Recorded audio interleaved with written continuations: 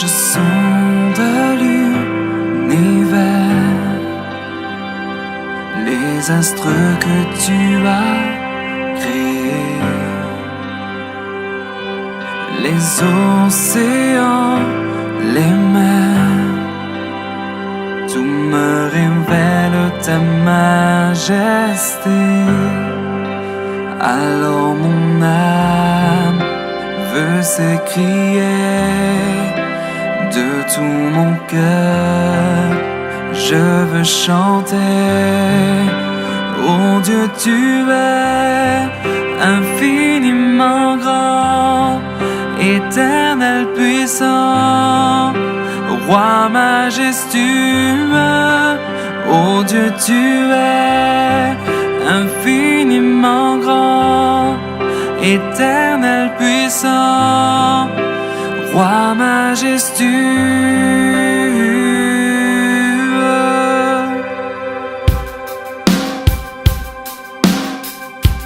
Quand je songe que tu m'as fait, que tu t'es révélé à moi, que pour moi tu as tout créé, tout me révèle ta bonté.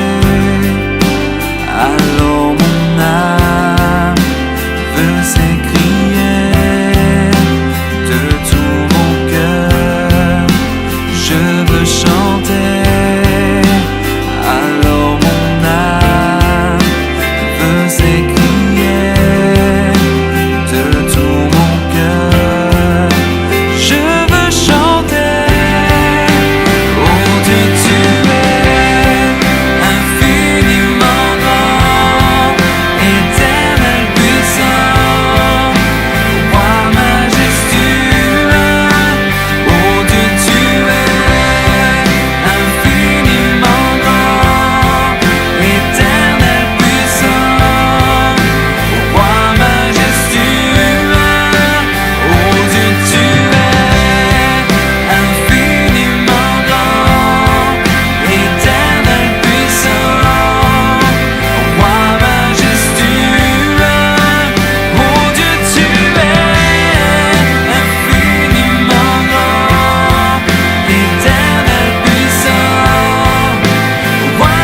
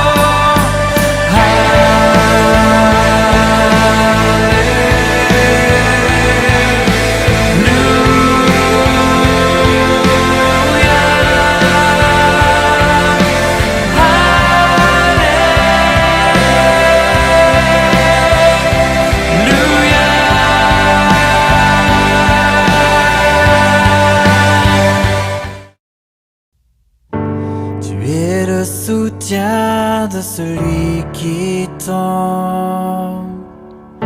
Tu ouvres ta main et de bienfaits tu le combles. Tu es la victoire devant nos regrets. Tu guéris le cœur blessé. Ô Sauveur de ma vie, je te louerai.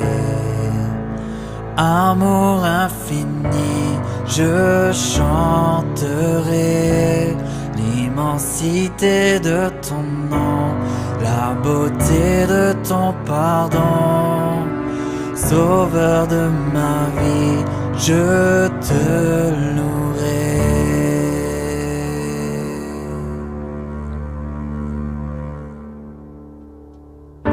Tu ouvres les portes devant mes pas, ramenant mon cœur dans le plan tracé pour moi. Jésus, tu me donnes une vie nouvelle, car ton amour est éternel. Ô Sauveur de ma vie, je te louerai. Amour infini, je chanterai l'immensité de ton nom, la beauté de ton pardon. Sauveur de ma vie, je te louerai. Sauveur de ma vie, je te louerai. Amour infini, je chanterai l'immensité de ton nom, la beauté de ton pardon. Sauveur de ma vie, je te louerai.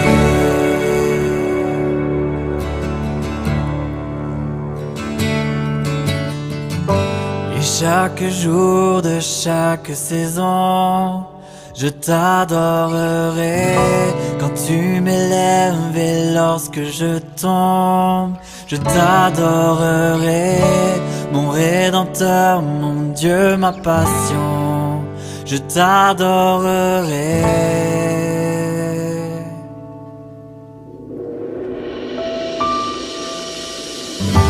Et chaque jour de chaque saison, je t'adorerai. Quand tu m'élèves et lorsque je tombe, je t'adorerai. Mon Rédempteur, mon Dieu, ma passion, je t'adorerai. Ô Sauveur de ma vie, oh, oh, Sauveur de ma vie, Sauveur de ma vie, oh, oh, Sauveur de ma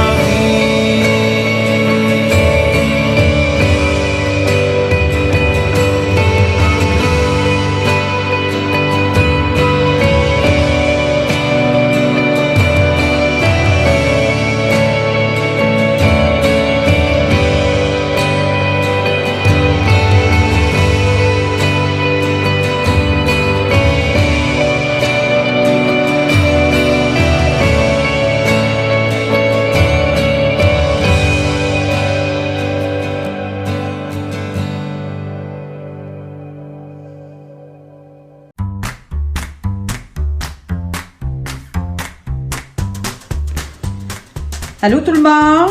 Allô tout le monde. Nous autres, ça va bien? On voulait vous accueillir avec nos masques. Ouais. Moi, Il ça est me à tente pas les masques, hein. On n'a pas besoin de ça, on a fait fort avec le Seigneur. Non, c'est pas vrai, mais nous autres, ça va bien malgré le confinement. Moi, j'ai pas été confiné, j'ai été confiné, si on peut dire, au Saguenay, mais ça, c'est pas grave. Non, la vie va bien, assez bien. Je remercie le Seigneur de nous avoir gardé de pogner ça, ce COVID-là. Puis dans nos familles respectives aussi, nos parents, grands-parents. Mais là, présentement, ça va bien. Là, On est en vacances, mais on travaille chez Ricap Vincent. Il y a beaucoup de peinture puis de réno. Fait qu'on prend une petite semaine de nos vacances pour aller les aider. Sinon, on va bien, là, puis tout est sous contrôle. On a hâte de se voir. Oui, on s'ennuie de vous voir toute la gang, là. L'ambiance de l'église aussi, tout ça, c'est le fun. Ça nous manque. On se voit sur Zoom, mais c'est pas pareil, hein. Quand on se voit dans une bâtisse tout ensemble, on est comme une famille, puis on pourra pas se serrer encore dans nos bras, ça va nous manquer, mais c'est pas grave, on a hâte de se voir. Surtout à moi. J'aime vraiment ça, moi, les câlins. Oh que oui. Fait que, on vous dit à bientôt. On sera peut-être pas là le 4 juillet parce qu'on est à l'extérieur, mais on va être là en Zoom, probablement. On vous aime fort, puis c'est ça. On se dit à bientôt. Lâchons pas. Bye. Salut. Salut gang, comme vous voyez, on est à la maison, on reste tout le temps confiné. C'est pas toujours drôle, mais on fait avec. Mais on a hâte de vous voir, on est content qu'on puisse profiter de la technologie. On vous aime tous, et on vous souhaite une belle journée. Bonne journée à tout le monde.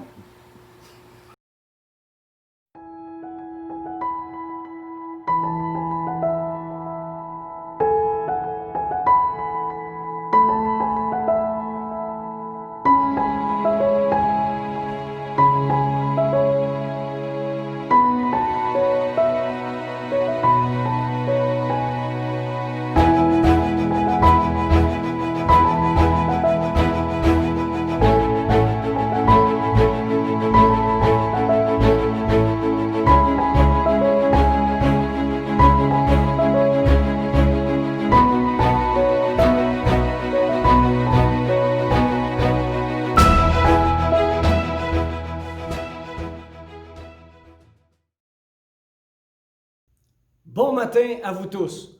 Aujourd'hui, c'est notre pratique générale pour le retour à l'église prévu la semaine prochaine, dimanche le 5 juillet. Et on va pouvoir accueillir un maximum de 50 personnes. C'est pour ça que vous devrez vous inscrire. On va vous envoyer une invitation par courriel ou par téléphone. Puis on va vous indiquer aussi les consignes sanitaires et vous allez avoir l'occasion de dire si vous voulez participer. S'il y a un surnombre, ben on va décaler des gens pour la deuxième réunion qu'on aura le 12 juillet et peut-être qu'on va aller en alternance. On va voir selon le nombre d'inscriptions qu'on a. Donc, c'est un retour à l'église d'une façon physique prévu pour dimanche le 5 juillet et ce matin, c'est une pratique générale. Mais on va continuer ce matin à avoir une réunion virtuelle comme on a eu dans les dernières semaines. Et ce matin, Danny Dubé va nous présenter un message tiré de la parole de Dieu dont le titre est « Moi et ma maison, nous servirons l'Éternel ». Ensuite, on va avoir un chant et ça va être suivi d'une méditation par Félix Monplaisir sous le thème qu'on a adopté pour ce mois. Le thème, c'est l'offre extraordinaire de Dieu. Et le passage biblique qu'on va regarder avec Félix ce matin, c'est dans Apocalypse chapitre 21, versets 1 à 6.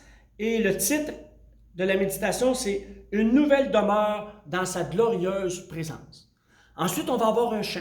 Et je vous invite à rester branchés après le chant parce qu'on va faire une pratique technique. On va voir la capacité technique au niveau virtuel parce qu'à partir du 5, donc, on va enregistrer à partir ici de l'Assemblée, ça va être live. Donc, on va faire un test, ça va durer 2-3 minutes et par la suite, vous allez être invités à nous rejoindre sur la plateforme Zoom comme dans toutes les autres semaines.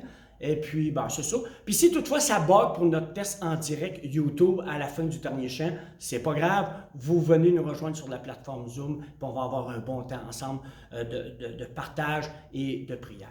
Sur ce, je vous souhaite un bon dimanche matin. Que Dieu vous bénisse. Amen.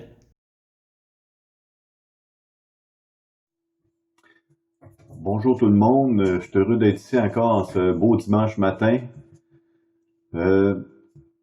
C'est probablement le dernier dimanche qu'on aura à enregistrer des messages à l'avance parce que le déconfinement est rendu plus large, donc on va pouvoir se réunir dans nos églises avec un certain nombre de personnes. Les messages vont être encore sur Zoom, mais on va les enregistrer en direct de l'église. Ça va peut-être commencer la semaine prochaine, je suis pas trop sûr, mais on verra par la suite. Mais ce matin, je suis heureux d'être là.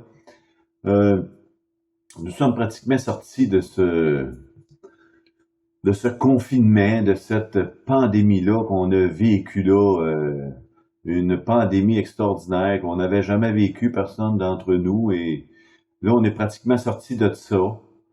Cette situation-là nous a probablement permis, j'espère, pour la plupart d'entre nous, de se remettre en question par rapport à Dieu, de se remettre en prière et surtout de réfléchir à notre façon de vivre pour le Seigneur au quotidien. Et j'en avais parlé dans mon autre message, je ne reviendrai pas là-dessus, mais j'espère qu'on a profité de cette occasion-là pour se tourner vraiment vers Dieu. Maintenant que tout ça semble être derrière nous, la question que je me pose, c'est comment est-ce qu'on va vivre maintenant pour Dieu? Comment est-ce qu'on va vivre maintenant pour Dieu? On sait qu'à travers cette pandémie-là, ces 2-3 mois-là qu'on a été confinés à la maison avec nos enfants qui n'allaient plus à l'école, j'ai entendu des histoires que pour des enfants qui l'ont vécu à la dure, et une collègue de travail qui me disait que son ado de 13 ou 14 ans, il était 2-3 jours à d'être caché dans sa chambre, enfermé dans sa chambre, à pas vouloir sortir. Il sortait pour aller se nourrir, pour manger. Mais il voulait pas rencontrer la famille parce qu'il n'y avait pas de poignée à maladie. Il n'y avait pas de mourir. Ça a duré 3-4 jours. Puis même aujourd'hui, elle a commencé à le faire suivre sur un psychologue parce qu'il était vraiment troublé avec ça. Puis je crois que dans nos familles aussi, il y a des jeunes, nos enfants, qui nous ont vus aller peut-être qu'on nous-mêmes, on a été paniqués un petit peu, puis que ça se sentait alentour de nos enfants. Peut-être nos enfants l'ont vécu aussi à la dure, on ne sait pas. Mais moi, ce que j'aimerais, c'est comment est-ce qu'on va vivre l'après-confinement, l'après-COVID? Comment est-ce qu'on va vivre pour le Seigneur? Et j'ai trouvé dans la parole de Dieu un bel exemple pour nous aider à voir notre futur pour Dieu un peu plus profond que ce qu'il l'était auparavant. Et j'ai trouvé l'histoire de la conquête de Canaan avec Josué en tête. Ce qu'ils ont vécu là, ça n'a pas été facile d'aller conquérir la terre promise, mais le résultat au bout en valait la peine. Donc le peuple est allé conquérir la terre promise par Dieu avec Josué à sa tête. Puis ça a permis au peuple de voir Dieu à l'œuvre.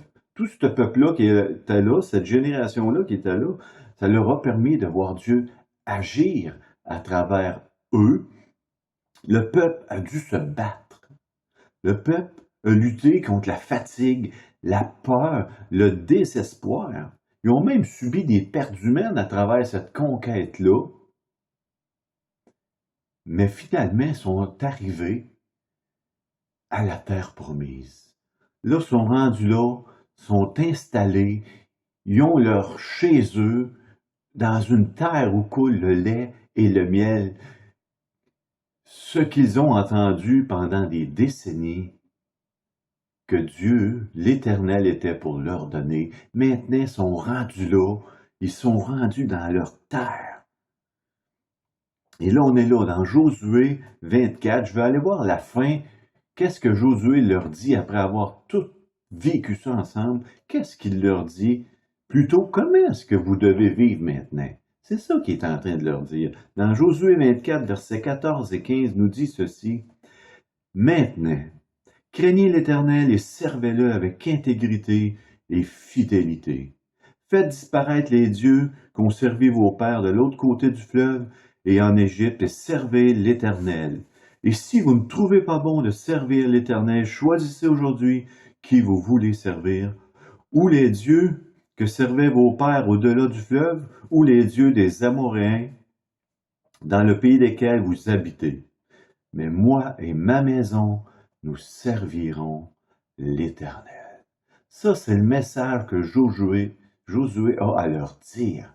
Ils sont rendus dans la terre, ils sont rendus dans leur maison, dans leurs affaires. Il reste du clean-up à faire, il reste de l'ouvrage à faire. Les nations, il faut qu'ils continuent à les déposséder, si on veut dire, pour habiter complètement toute Canaan. C'est sûr qu'on connaît la suite, mais il dit, moi, il leur dit comment vivre, mais moi et ma maison, nous servirons l'Éternel. Et quand on lit ça, le début, maintenant. Josué est en train de le dire maintenant. On vit un nouveau début, un nouveau départ. Enfin, on est rendu dans notre terre à nous, dans notre territoire à nous que l'Éternel nous a donné. On est installé.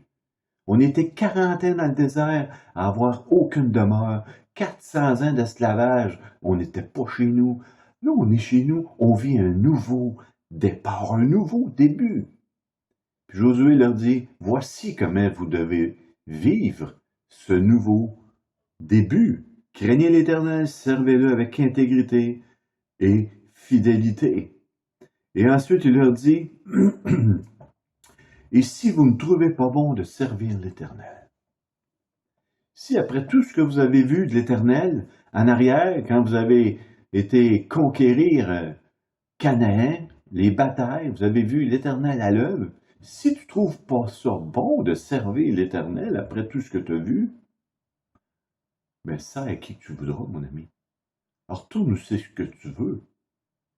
Fais tes affaires, mais t'en subiras les conséquences. Puis pour nous, je me dis, si après avoir eu quelques craintes, quelques inquiétudes, peut-être même de la peur à travers cette COVID-là qu'on a vécu, puis tu en as profité de te tourner vers Dieu, mettre ta confiance en Dieu, puis que là, après tout ça, comment est-ce que tu vas vivre? Si tu trouves pas bon de retourner à l'Éternel, si tu aimes mieux retourner à ton ancienne vie, à ton ancienne manière que tu vivais avant le COVID, tu sais, à retourner à ton argent, à nos placements, à nos projets, à nos loisirs, à notre petite vie, si c'est ça qu'on veut, ben retournons-y. Dieu ne nous n'empêchera pas. Mais s'il arrive une autre vague, une deuxième vague, une troisième vague, ou d'autres choses, on va être obligé de se remettre à genoux encore. Puis si on est loin du Seigneur, c'est 2 fois plus dur à vivre une épreuve que si on est collé sur lui.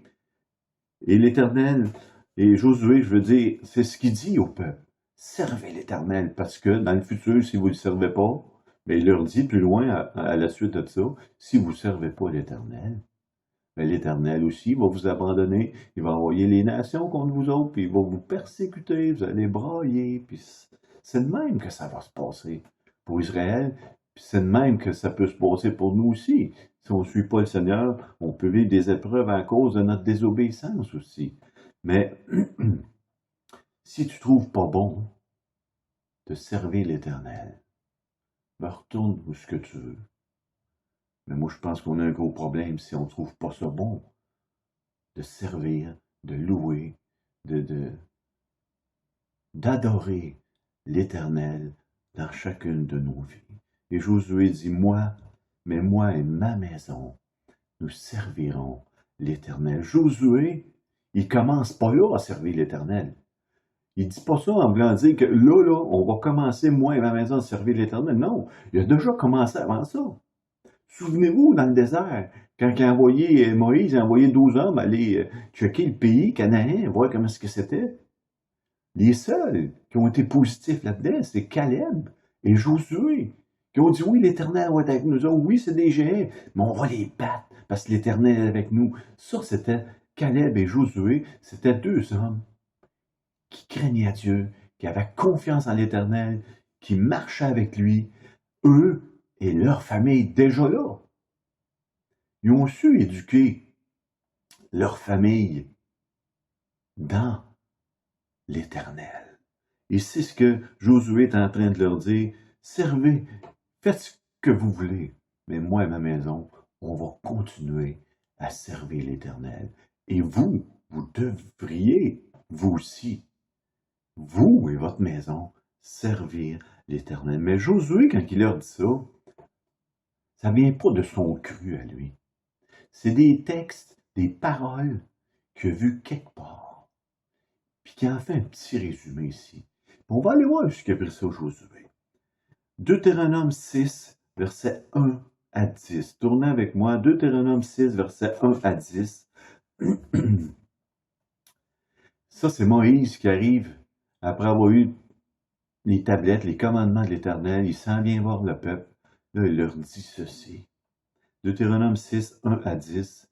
Voici les commandements, les lois et les ordonnances que l'Éternel, votre Dieu, a commandé de vous enseigner, afin que vous les mettiez en pratique dans le pays dont vous allez prendre possession. Bien avant que la conquête, comme ben avant en tout cas, avant que tout ça arrive, Moïse leur dit ceci, afin que vous les mettiez en pratique dans le pays dont vous allez prendre possession. Il leur dit aussi d'autres choses, afin que tu craignes l'Éternel ton Dieu, en observant tous les jours de ta vie, toi, ton fils et le fils de ton fils, toutes ces lois et tous ces commandements que je te prescris, et afin que tes jours soient prolongés, tu les écouteras donc, Israël. Tu auras soin de les mettre en pratique afin que tu sois heureux et que vous multipliez beaucoup, comme te l'a dit l'Éternel, le Dieu de tes pères, en te promettant un pays où coule le lait et le miel. Toi, ton fils et le fils de ton fils. Ça, ce que ça voulait dire ici, dans ces commandements-là que Moïse disait au peuple, que Josué a repassé quand il dit « Tu les écouteras donc », ces paroles-là, Josué les a repassées tout le temps de la conquête. Rendu à la fin, il ramène ça en ces mots. Le peuple devait comprendre ce qu'il voulait dire. C'est ça qu'il voulait dire. Toi, ton fils et le fils de ton fils. Et la suite, ça dit « Écoute, Israël, l'Éternel notre Dieu est le seul Éternel. Tu aimeras l'Éternel ton Dieu de tout ton cœur, de toute ton âme et de toute ta force. Et ces commandements que je te donne aujourd'hui seront dans ton cœur. Premièrement, dans ton cœur. Deuxièmement, tu les inculqueras à tes enfants. Et tu en parleras quand tu seras dans ta maison, quand tu iras en voyage, quand tu te coucheras et quand tu te lèveras. Tu les liras comme un signe sur tes mains et ils seront comme des frontaux entre tes yeux. Tu les écriras sur les poteaux de ta maison et sur tes portes. C'est ça que le peuple devait faire. Puis le peuple devait savoir ces choses-là, aurait dû s'en souvenir quand que Josué leur a dit ça. Parce que Josué leur a dit aussi que si vous n'obéissez pas à l'Éternel, il va vous abandonner comme vous l'abandonnez. Les nations vont revenir contre vous et tout ça, ils vont vous détruire. Et c'est ce qui s'est passé.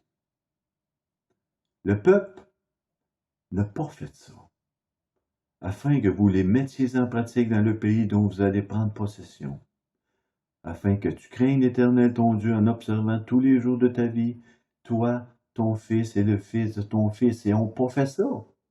Ils n'ont pas transmis.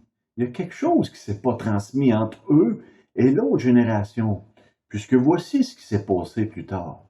Dans Juge 2, versets 8 à 13, Josué, fils de Nun, serviteur de l'Éternel, mourut âgé de 110 ans.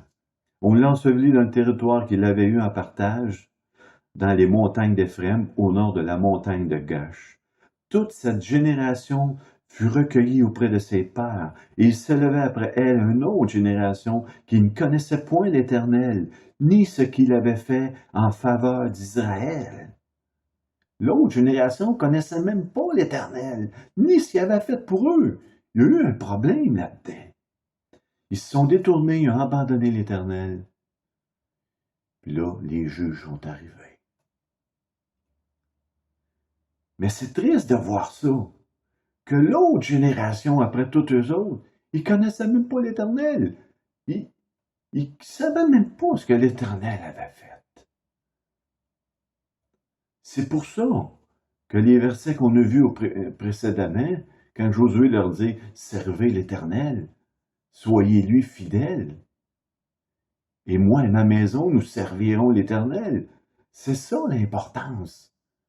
Parce que la chute va arriver. Qu'est-ce qui va se passer avec nos enfants, nos petits-enfants, si on leur enseigne pas la parole de Dieu, si on leur raconte pas les histoires de Dieu, tout ce que le Seigneur a fait pour nous, dans notre vie, puis ce qu'il a fait pour eux à la croix aussi, pour nous et pour eux.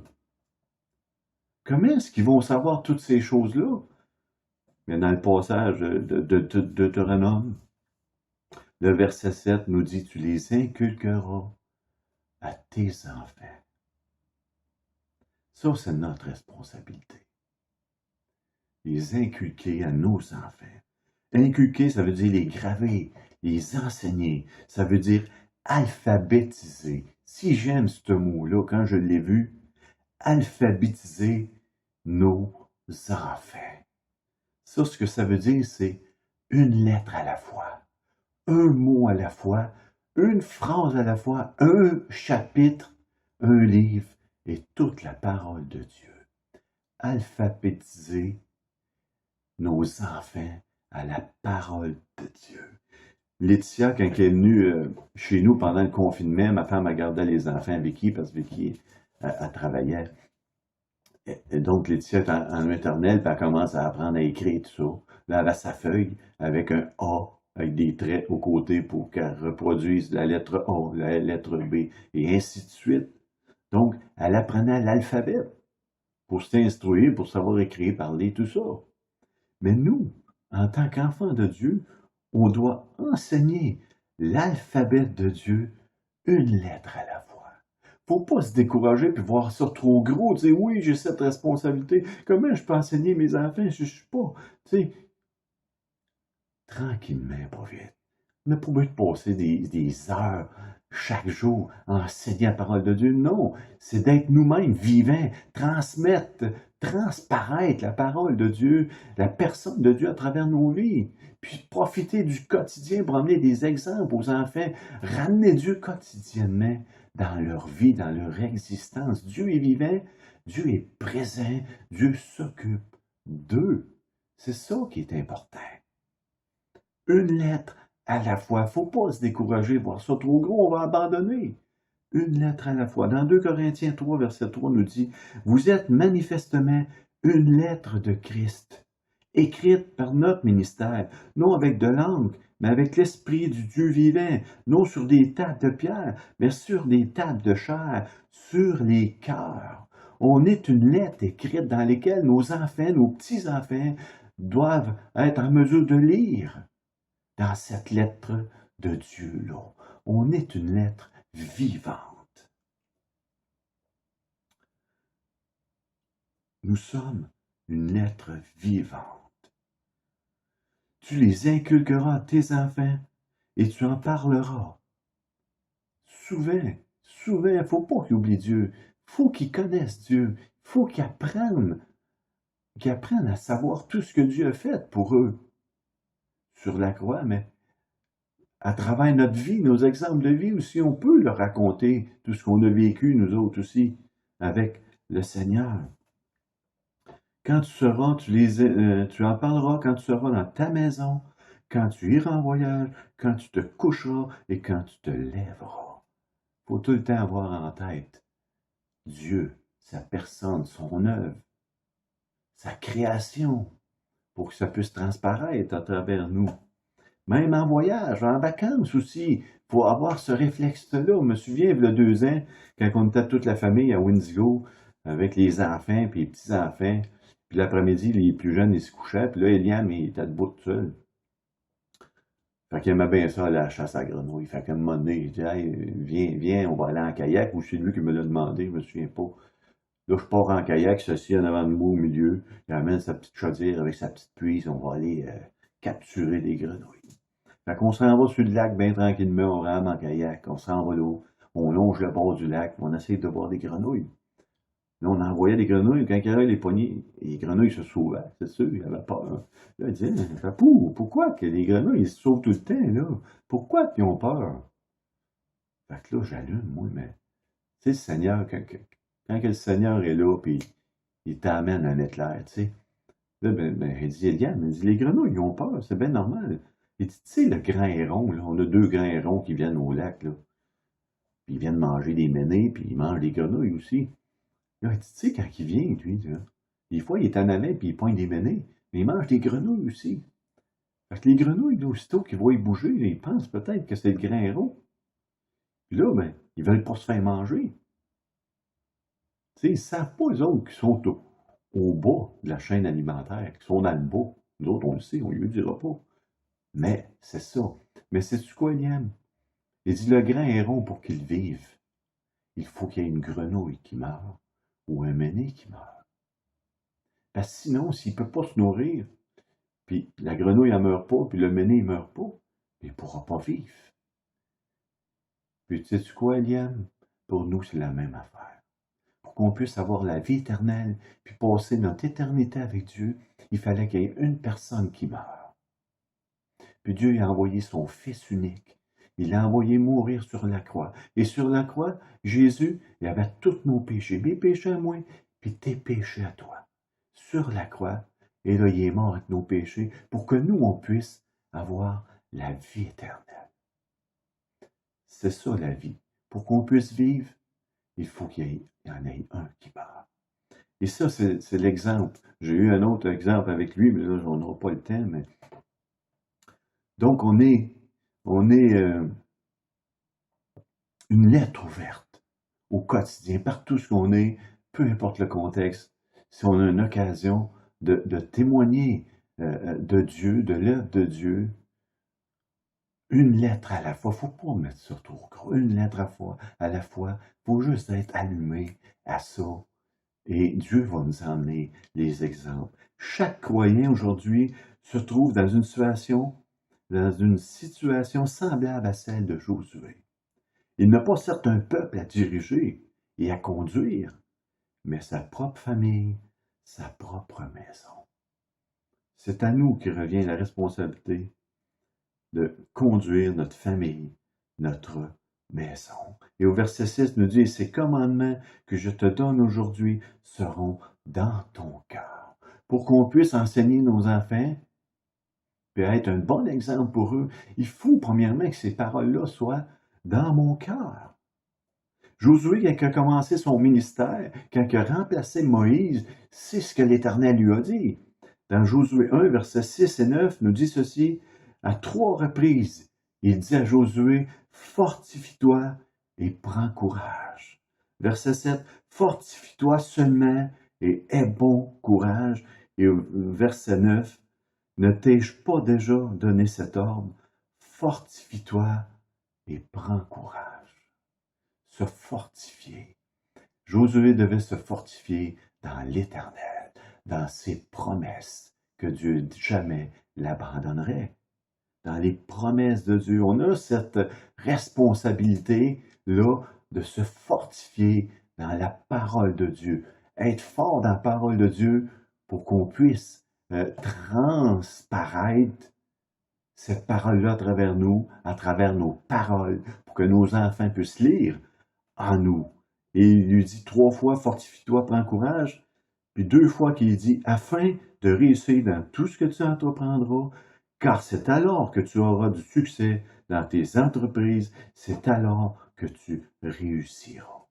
Si on prend courage, on se fortifie dans la parole, on va réussir à inculquer ça à l'autre génération. Dans Jean 4, 14, ça nous dit, mais celui qui boira de l'eau que je lui donnerai n'aura jamais soif. Et l'eau que je lui donnerai deviendra en lui une source d'eau qui jaillira jusque dans la vie éternelle. C'est cette eau-là dans laquelle on doit aller puiser. Elle va jaillir de nous, sur nos enfants, nos petits-enfants, jusque dans la vie éternelle. Ah, excusez-moi, ça lâche boire. Les parents sont les premiers modèles d'un enfant. Les parents, c'est les premiers modèles. Puis les grands-parents aussi sont des modèles, des exemples. Comme chaque fleur a sa couleur et exhale son parfum, de même, toute vie porte en elle un message. Ainsi, nos vies, si elles sont en Jésus-Christ, doivent raconter quelque chose de lui à notre génération et à la deuxième génération s'il faut. Quelque chose qui glorifie Dieu en exhalant son amour, sa vérité, sa justice et sa fidélité. On est un parfum de bonne odeur pour nos enfants, nos petits-enfants. On doit être ça. C'est à nous, premièrement, qui incombe la responsabilité d'inculquer la parole de Dieu à nos enfants. C'est pas à l'école du dimanche, puis c'est pas à l'église. Oui, ils ont un rôle. Mais on ne peut pas se baser juste sur ça en tant que parent, dire ah, ils ont l'église, puis ils ont l'école du dimanche. Non, c'est notre responsabilité. Mais il ne faut pas se mettre trop pesant à ses épaules non plus, parce qu'on va abandonner. Une lettre à la fois, un mot à la fois. Petit train va loin. Un jour, un musicien chrétien qui s'appelle Hilting Alvanson, qu'on connaît tous très bien, j'imagine, a un jour surpris une conversation entre son fils et deux autres jeunes garçons. Tu sais, les jeunes garçons, même les filles, ah, mon père est plus fort que le tien. Donc, les jeunes se vantaient de leur père. Un garçon dit fièrement, le premier, il dit, moi, mon père, il connaît le maire de la ville. Un autre répondit, ouais, mais moi, mon père, il connaît le ministre des Finances de la province. Et finalement, le fils d'Alverson fit alors ce touchant commentaire. Il dit, ce n'est rien.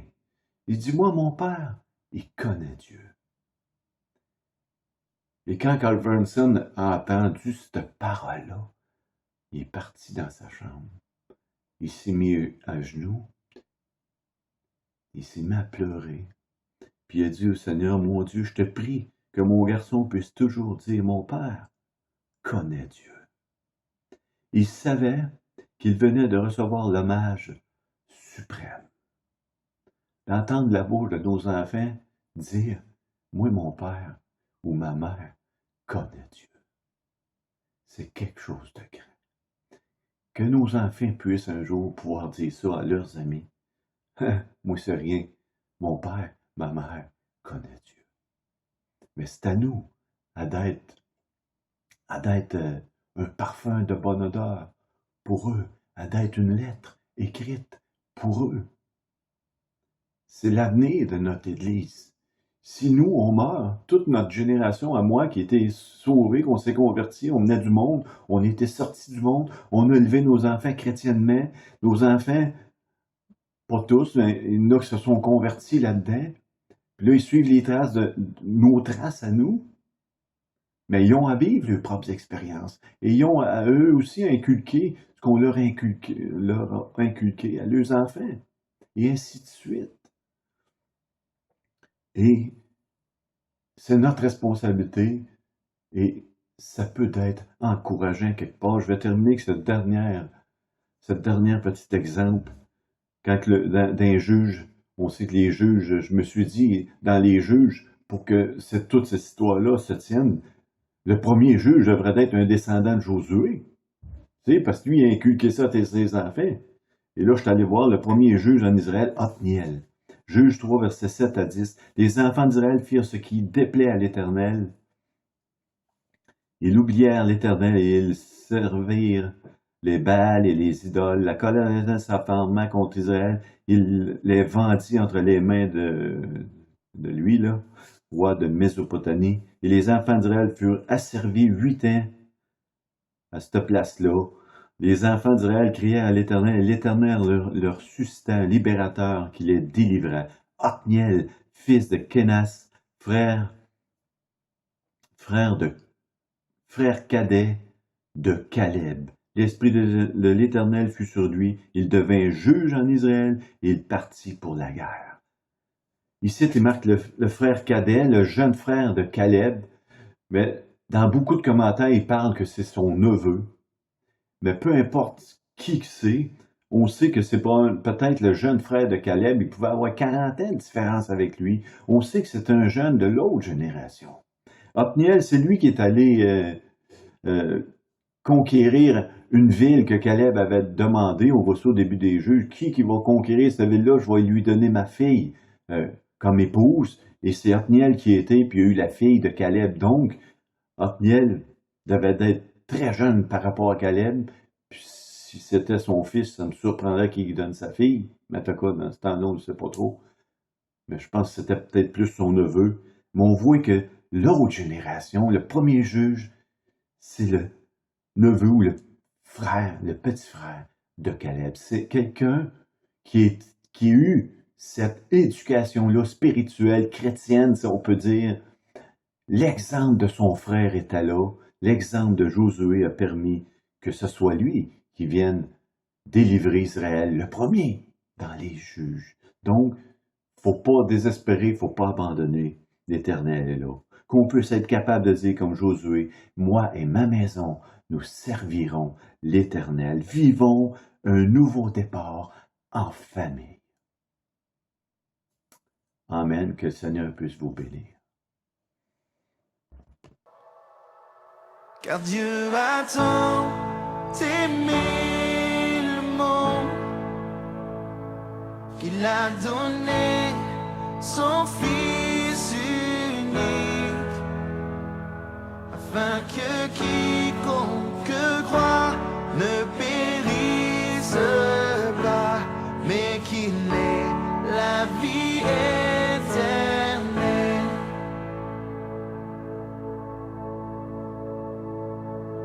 Je regarde à la croix, je regarde à Jésus seul, car son amour m'a restauré, son amour m'a libéré,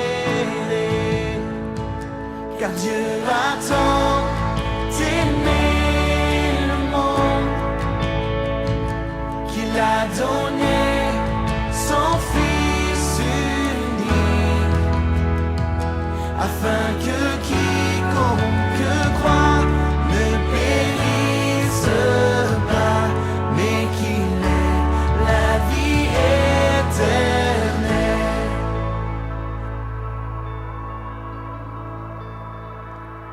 Ma confiance est en son nom, ma confiance est en sa parole, car par sa grâce il m'a franchi, par sa grâce il me remplit, car Dieu a tant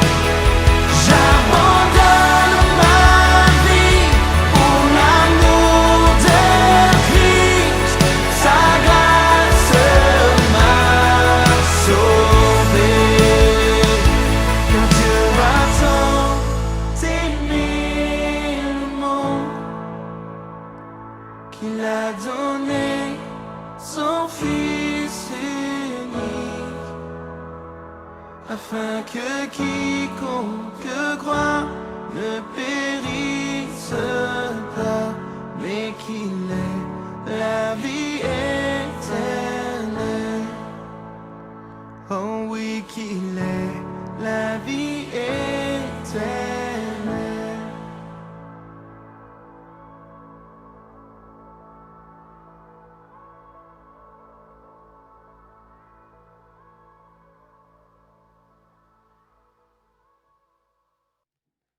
Salut! Pour la méditation cette semaine, j'aimerais vous montrer un extrait du spectacle de la fête nationale, ou comme on l'appelle, la Saint-Jean-Baptiste. Alors on l'écoute.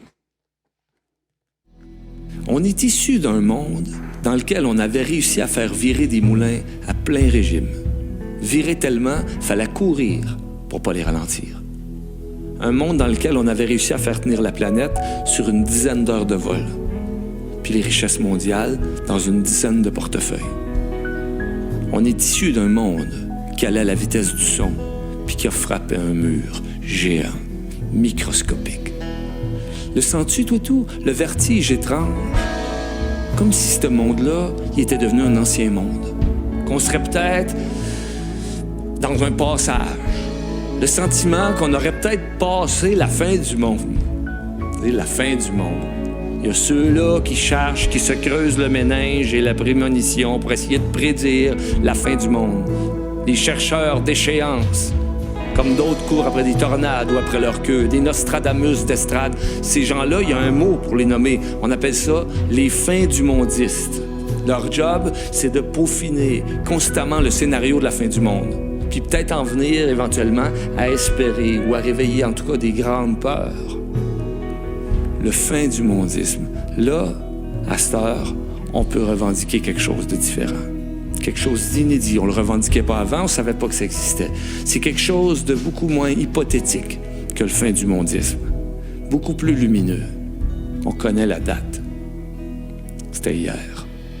Puis c'est aujourd'hui aussi. Puis ça va être pour une couple de jours encore. Ça s'appelle le début du mondisme. C'est une conviction profonde que ça commence. C'est la certitude que c'est parti. Puis oui, on joue à distance, mais la proximité, elle va se rebâtir la confiance. Tu sais, se tenir par la main. S'embrasser sur les joues. Pleurer de joie. C'est fini, le temps de finir. On est les privilégiés de l'histoire. On est au commencement du monde.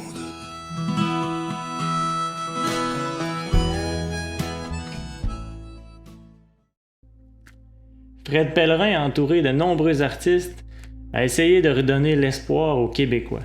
Il raisonne, il se questionne sur le monde, ce monde qui se sent si fort, si évolué, si grand, mais qui est complètement déstabilisé par quelque chose de microscopique.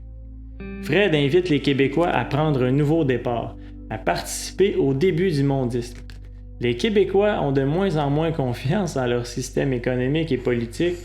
Tout le monde rêve d'un monde de paix et de justice, mais à cause de la corruption sur la Terre, on peut même pas comprendre ce que serait une justice parfaite. Oui, on expérimente une certaine justice, mais c'est une justice qui reste imparfaite. Donc ce nouveau monde, ça serait une place infiniment mieux que ce qu'on pourrait imaginer être bon. Mais Dieu nous en parle un peu dans la Bible. Ce que les Québécois ont réellement besoin, c'est l'offre extraordinaire de Dieu. On va le voir dans Apocalypse 21, je vais vous le lire. Versets 1 à 6. « Puis je vis un nouveau ciel et une nouvelle terre, car le premier ciel et la première terre avaient disparu, et la mer n'était plus. Et je vis descendre du ciel d'auprès de Dieu la ville sainte, la nouvelle Jérusalem, préparée comme une épouse qui s'est parée pour son époux. Et je l'imagine toute vêtue de blanc avec une belle robe. J'entendis du trône une forte voix qui disait « Voici le tabernacle de Dieu avec les hommes. Il habitera avec eux, et ils seront son peuple. Et Dieu lui-même sera avec eux. Il essuiera toute larme de leurs yeux, et la mort ne sera plus. Il n'y aura plus ni deuil, ni cri, ni douleur, car les premières choses ont disparu. Et celui qui était assis sur le trône dit, « Voici, j'ai fait toutes choses nouvelles. » Et il dit, « Écris, car ces paroles sont certaines et véritables. » Et il me dit, « C'est fait, je suis l'alpha et l'oméga, le commencement et la fin. À celui qui a soif, je donnerai de la source de l'eau de vie gratuitement. » Wow! Quel message d'espoir! Un vrai message! Merci Seigneur pour ce que tu nous prépares, un monde parfait. infiniment au-delà de nos espérances. Alors c'est à mon tour de vous lancer une invitation. Je vous invite à adorer Dieu ce matin pour ce nouveau monde rempli d'espoir. Je vais prier. Merci Seigneur parce que ce que tu nous prépares est merveilleux. Merci parce que on vit dans un monde où on peut faire confiance en rien, on a l'impression. Et on ne sait plus où ce que le monde s'en va, mais Seigneur, ta parole nous rassure et elle nous montre vraiment ça va être quoi la fin du monde. Et c'est une fin du monde merveilleuse en ta présence. Puis je te remercie pour ça. Merci pour cet espoir. Amen. Bonne semaine à tous.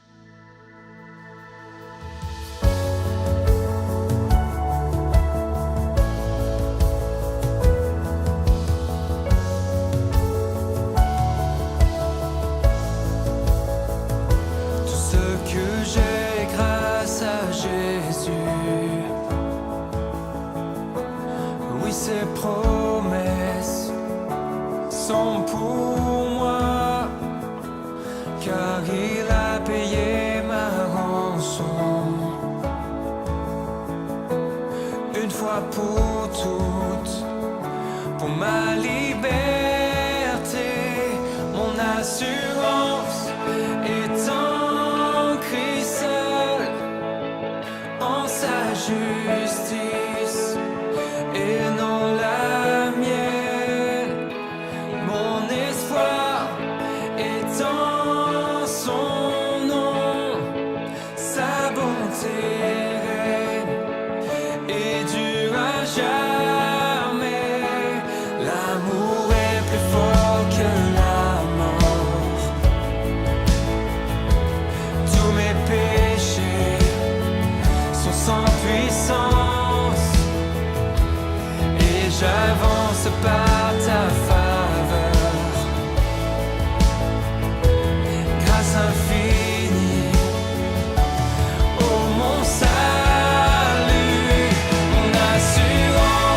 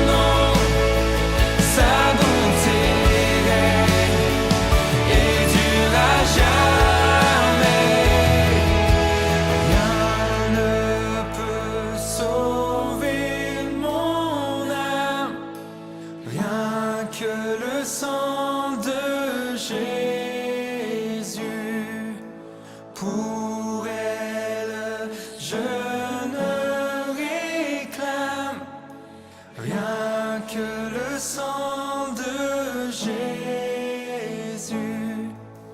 Précieux sang de l'agneau qui me donne un cœur nouveau.